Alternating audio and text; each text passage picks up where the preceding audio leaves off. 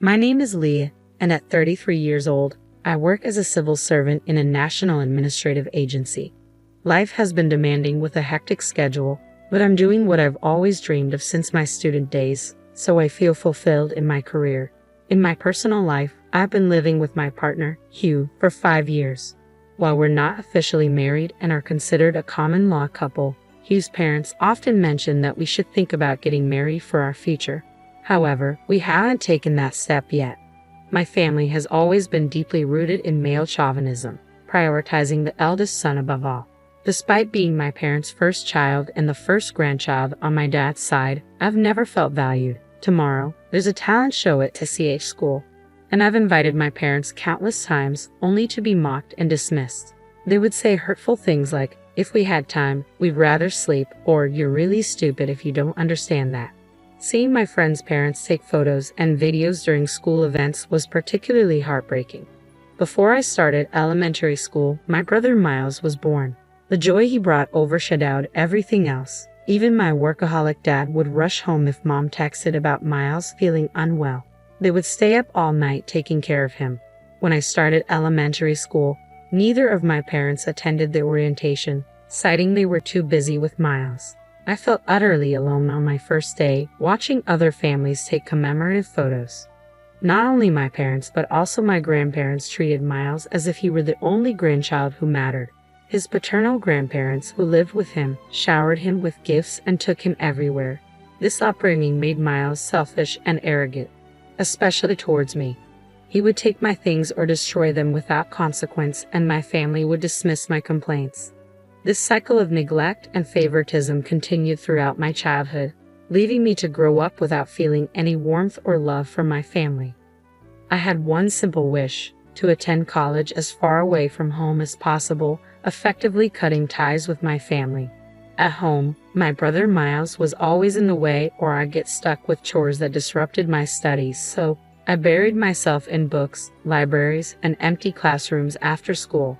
To cover college application fees, travel expenses for school tours, and exam costs, I worked part-time at grocery stores.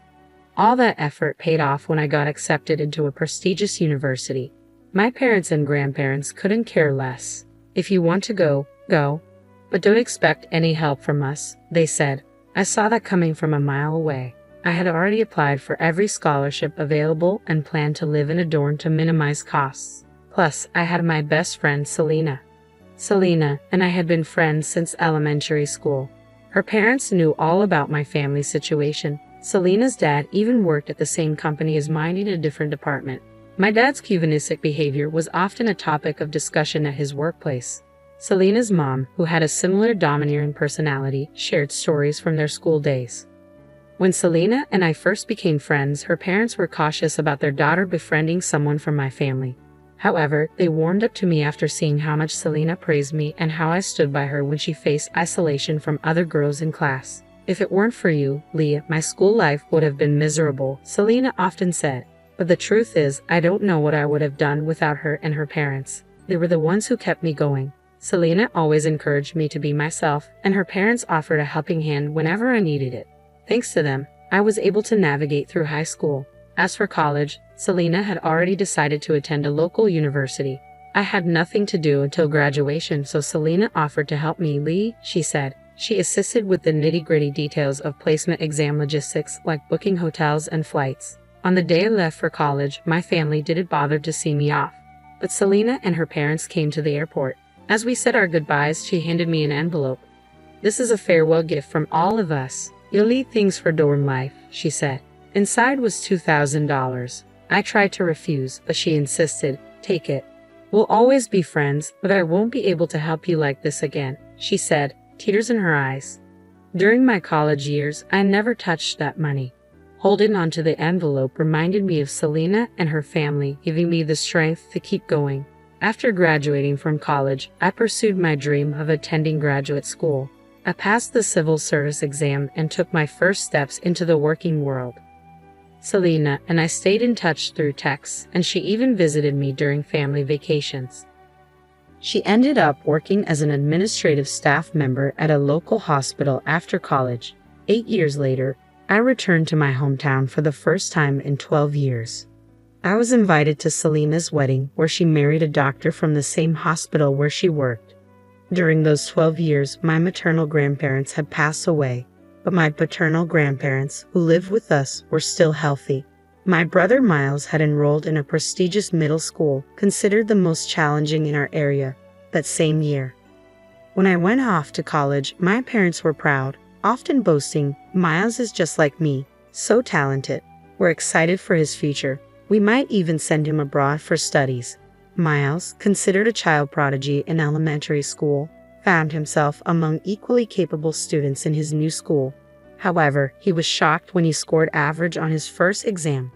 "This can't be the real me. I'm better than this," Miles insisted.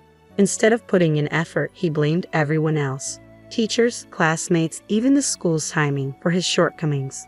By the time he reached 9th grade, the school suggested transferring might be less stressful for him.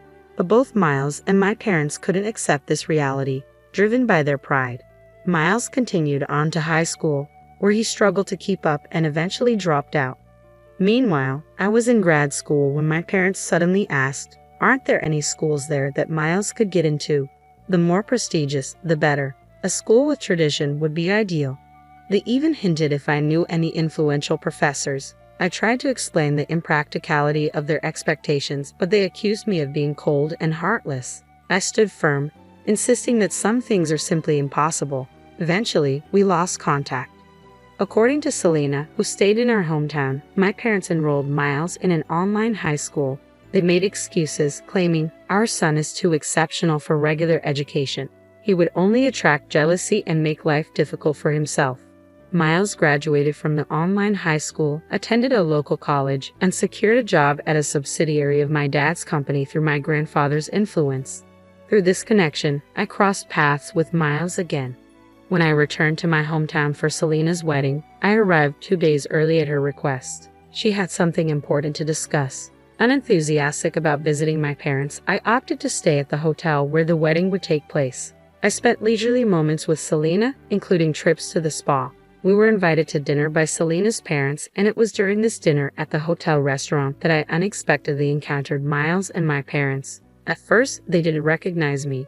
I suppose it was understandable. When I lived at home, I was thin and didn't prioritize my appearance like other girls. It was only when my parents greeted Selena's parents that they realized I was their daughter. "Leith, is that you? You're back in town.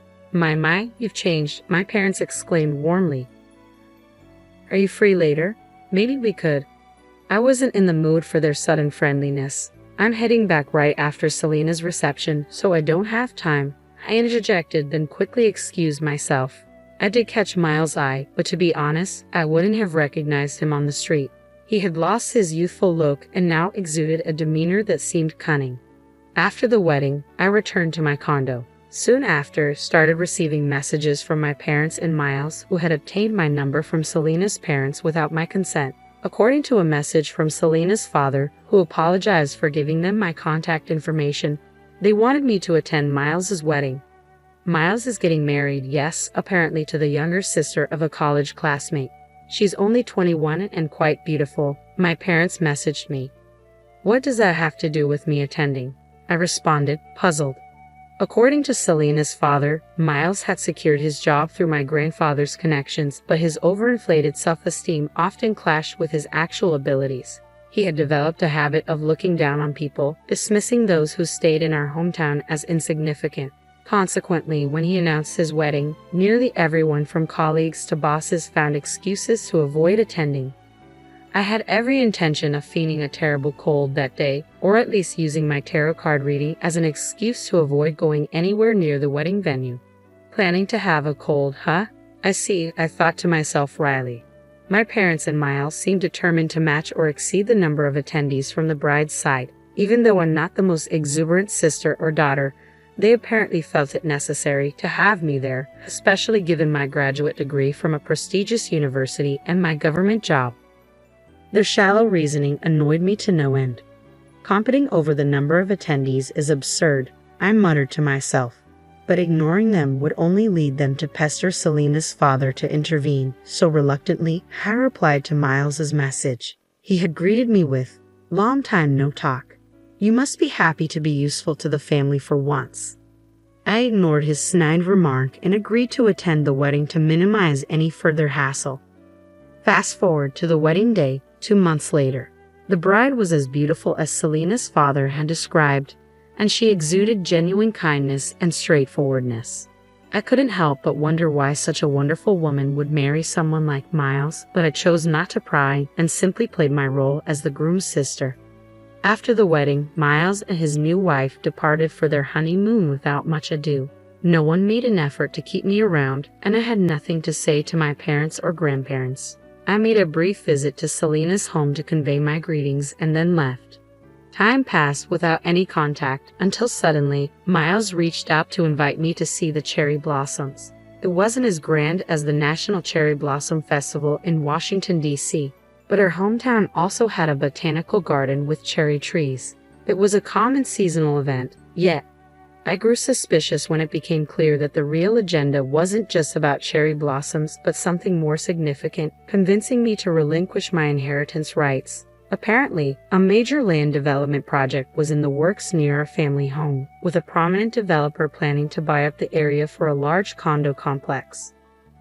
Real estate prices were soaring, particularly around our property, which included not only the house but also a sizable parking area. It seemed Miles and my parents, enticed by the rising land value, were eager to ensure I would stake a claim to the inheritance in the future. They say not to count your chickens before they hatch, I thought to myself. In truth, I had never placed much importance on inheritance matters. Yet Hugh once advised me, even if you don't need it, it might be wise to settle things once and for all.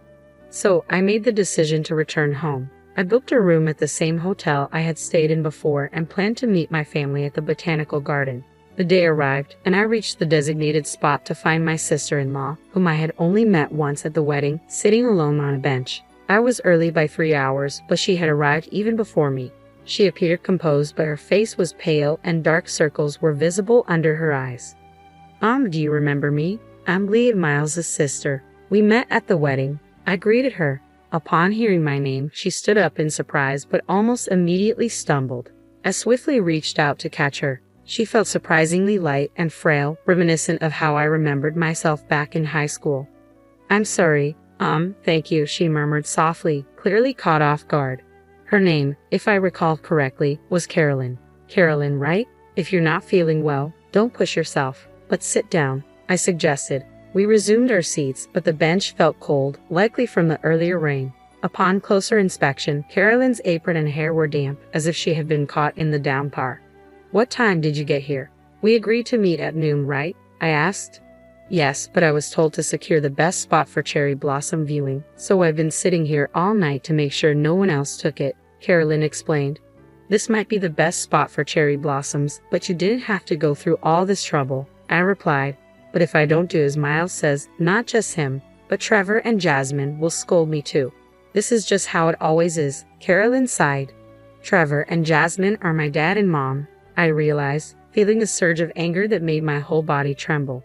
Without hesitation, I took off my coat and draped it over Carolyn. Then I sent a message to Selena. Later that afternoon, during a break with Selena, she received an internal call. "I think it's probably from Leah's family. How should I respond?" Selena asked me. I wrote down what I wanted Selena to convey to my parents and Miles, then handed it to her. Within an hour, Miles and my parents rushed in.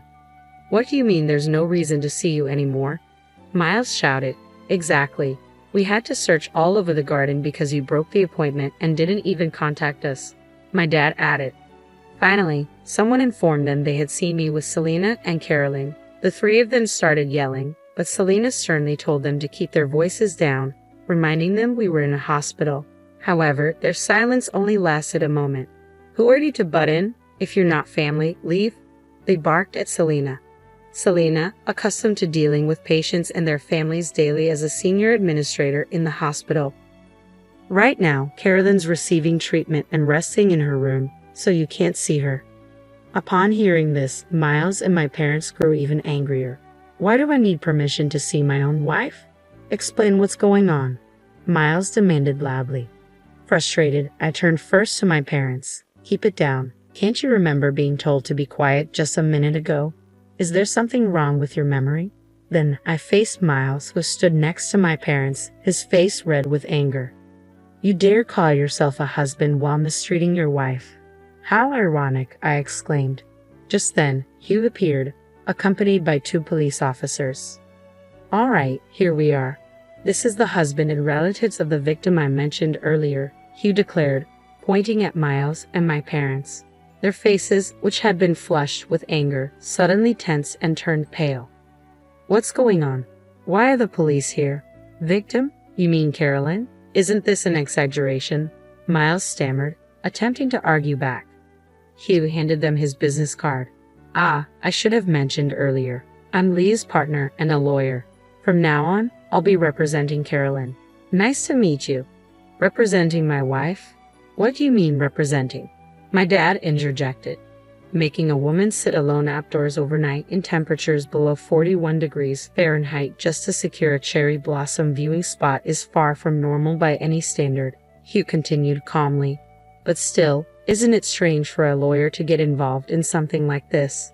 When a client asks for representation, it's natural for a lawyer to provide it.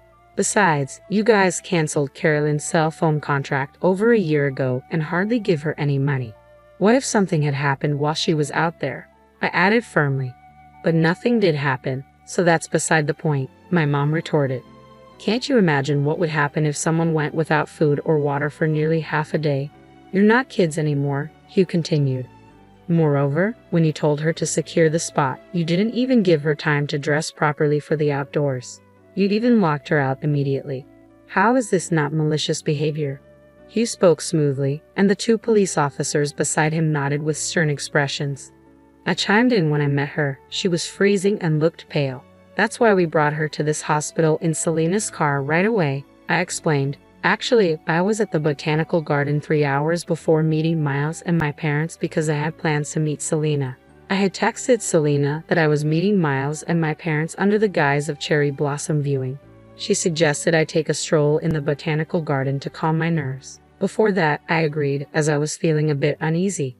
Thanks to arriving much earlier, I was able to find Carolyn in poor condition, Selena interjected. I immediately called my husband, who is a doctor, and he advised bringing her to the hospital as soon as possible. He even came to pick us up on his way to work. Thanks to that, Carolyn received prompt medical attention, and her body temperature and color soon returned to normal. In the meantime, based on my husband's diagnosis that she was both physically and mentally weak, she was transferred to the inpatient ward, Selena concluded. During the ride to the hospital and between examinations, Carolyn shared her story with us, shedding light on the true extent of her ordeal. I sought Selena's advice and contacted Hugh, who promptly arrived to act as Carolyn's attorney. Consulting with the police and notifying Carolyn's family, Hugh stated firmly, "As far as I'm concerned, your actions against my client could be considered assault." Naturally, I plan to file a complaint in that regard. Miles's face turned pale upon hearing this. Assault? That's a bit much. I didn't physically harm her or anything. Harm doesn't just mean physical injury, Hugh explained. Past cases have defined it as adversely affecting a person's health. But she just felt a little sick, Miles insisted. There's no need to make a big deal out of it. Whether it's a big deal or not is for the police and prosecutors to decide, he replied sternly. At that moment, a police officer intervened. Let's take you somewhere to hear more about this, they said, leading Miles and his parents away. After a stern warning from the police, Miles and his parents returned home to find Carolyn's family waiting for them, visibly furious. According to Carolyn, her brother had initially thought highly of Miles but became concerned when Miles cut off communication after their marriage. Miles had allegedly told him, Carolyn said she's always hated her family. Now that we're married, she's finally cut ties. I told them not to contact me anymore. Carolyn's family learned from her that Miles had also told her, your brother never liked you. He begged me to take you off his hands. I only married you out of obligation, not love. Furthermore, Miles's parents and grandparents continually told Carolyn, you're a burden. Just be grateful we're putting up with you. It became clear that Miles and his family had isolated Carolyn from her own family to use her for their convenience. This incident exposed their mistreatment, leading Carolyn's family to rally around her during her recovery at the hospital. Though the legal repercussions were minimal, the social fallout in our small town was significant. Rumors spread quickly, and the community's opinion turned against Miles and his family. They faced humiliation at work and in the neighborhood. Additionally, a major land development deal fell through, causing financial ruin as property values plummeted. Carolyn's family demanded divorce compensation and a division of assets, intensifying the family's strife. My grandparents lost all their assets and had to move into a care facility. Miles and my parents faced a messy divorce settlement. They sought Hugh's help, but he firmly declined, saying, "If you try to contact Leah or me for money, we'll respond legally." Having changed my contact details and distanced myself from their turmoil, I finally felt liberated from the complications tied to my family's home and inheritance.